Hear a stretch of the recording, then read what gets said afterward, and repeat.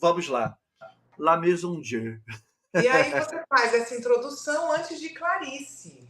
Porque, assim, a gente vem numa sequência muito dura, né? Tanto que o Bonfá fala, depois precisava ser Schubert-Länder porque estava muito pesado o disco, assim, né? Porque Clarice é outra crítica que o Renato faz também, muito dura, à violência doméstica. A violência que está acontecendo no silêncio das casas, né? A essa violência daqueles que não têm como se rebelar contra ela e se rebelam contra o próprio corpo, né? Que Exatamente. expressam a dor contra si mesmos. É o grito mudo. É o quadro do Munch, né? Aquela coisa, o grito mudo. É de tamanho desespero, assim. É uma batida meio Sad Iron Lady of the Lowlands, do Bob Dylan, que ele fala da mulher dos olhos tristes das terras baixas. O Renato gostava muito de Bob Dylan. O Renato Russo foi um trovador solitário, porque ele imitava Bob Dylan. É sobre isso, só que a voz do Renato, para mim, é muito mais deliciosa do que a do Bob Dylan. E ele é o Mas a nosso gente Bob ama o Dylan. Bob Dylan também. A gente ama o Também Bob chama Dylan. Bob Dylan, né? Mas, assim, o Renato Russo é o nosso Bob Dylan, né? Isso é muito sério. O Carlos Trilha Ou quem toca... sabe o Bob Dylan é o Renato Russo deles, ah? Não tinha Tá pensado vendo? nisso, Sal. Olha como você também me inspira. Essa canção foi gravada num take só, e o Dado disse que quase desmaiou, porque o Renato entrou e fez e acabou, porque também não tinha condição de refazer. Ficou fora do Tempestade por aquele compromisso do Renato não querer levar esse tipo de mensagem. Ele ficou muito preocupado, porque ela era muito pesada. Ela é uma canção muito pesada. Ela é. A primeiro verso, Ju, o primeiro verso, estou cansado de ser vilipendiado. Sabe? Para a galera que não sabe o que é ser vilipendiado, o que é vilipêndio, dá uma pesquisada. Mas eu posso falar rapidamente, assim, é uma pessoa que é atacada de todos os lados pelas pessoas, que é escarneada o tempo todo, né? E acho que eu não ajudei muito, que escárnio também é uma palavra pouco usual, mas que é humilhada, que é sabe, que sofre bullying, que sofre bullying, violência, a exatamente. vítima, é aquela Então, pessoa assim, que está lá no sofrendo, não primeiro sofre. verso da canção, você já imagina o que vem a seguir, né, cara? E não é menos doloroso. Sabe? Aquela parte que ele fala que quando ela se corta, ela se esquece que é impossível ter da vida. Aí tem uma outra parte que ele fala, né, que se corta para a dor ir embora, né? Não tem uma parte assim.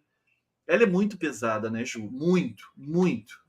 E existem 3 personagens aqui, né? O pessoal fala muito do menino e da Clarice, mas o terceiro personagem é o Renato. Porque nesses primeiros versos é o Renato Russo falando. Estou cansado de ser vilipendiado, incompreendido e descartado. Quem disse que me entende nunca quis saber. A solidão eterna do Renato Russo. Que a gente falou com o Maírton, que o Maírton se emocionou. E é muito triste e emocionante falar sobre essa solidão. O Renato era um sujeito muito só. E ele põe uma canção de 10 minutos e 32 segundos, que tem 3 minutos de violão em looping, para você se recuperar do que ele está te dizendo. Porque depois vem aquele menino, que é o segundo personagem. Foi internado numa clínica. Dizem que por falta de atenção dos amigos, das lembranças dos sonhos que se configuram tristes e inertes. Como uma ampulheta imóvel, não se mexe, não se move, não trabalha. Garoto paralisado, internado numa clínica. Gente, isso é mais atual do que nunca. A gente nunca viveu tempos tão solitários. A gente nunca esteve tão sozinho, mesmo na internet, mesmo publicando no Instagram, mesmo recebendo like. A gente nunca esteve tão sozinho. E Clarice está trancada no banheiro e faz marcas no seu corpo com seu pequeno canivete. Deitada no canto, seus tornozelos sangram e a dor é menor do que parece. Porque não é a maior dor da Clarice se cortar. Então, esses 3 personagens, eles são a junção de uma dor tão absoluta. Eles são a personificação de dores diversas. Uma dor de um sujeito que está se sentindo solitário, a dor do menino paralisado, porque a dor desse menino é tão grande que ele chega ao ponto de paralisar e é internado. E Clarice, que quando ela se automutila, A dor da automutilação não é maior do que a dor que ela sente. É isso. É foda. É muito foda. É muito foda. Muito difícil. É muito difícil, porque ela se corta e ela se esquece que é impossível ter da vida calma e força. Viver em dor, o que ninguém entende, tentar ser forte a todo e cada amanhecer. E aí vem a parte autobiográfica, né? Não existe para mim. Nada existe para mim, não tente. Você não sabe e não entende. E quando os antidepressivos e os calmantes não fazem mais efeito, Clarice sabe que a loucura está presente e sente a essência estranha do que é a morte. Mas esse vazio ela conhece muito bem. E ninguém ajuda a Clarice. E aí vem a outra parte, que é sempre atual, né? A violência e a injustiça que existe contra todas as meninas e mulheres. A gente nunca falou tanto de feminicídio no Brasil como hoje. A gente nunca expôs tantos os feminicídios como a gente está expondo agora, para ver na cara da gente a vergonha e o tamanho desse problema, né, no Brasil.